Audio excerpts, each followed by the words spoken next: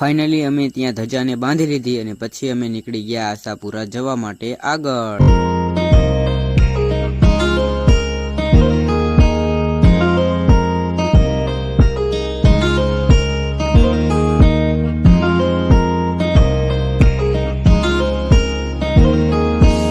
બાઇકમાં થઈ ગયું પેટ્રોલ ખાલી એટલે અમે આવી ગયા પેટ્રોલ પંપે પેટ્રોલ પુરાવવા માટે।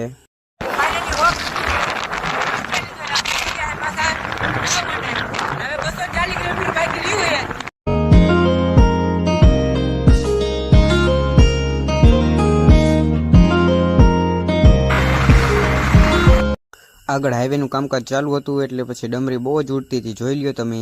ફાઇનલી આપણે ગાઈસ રણમાં પૂગી ગયા છે, જોઈ શકો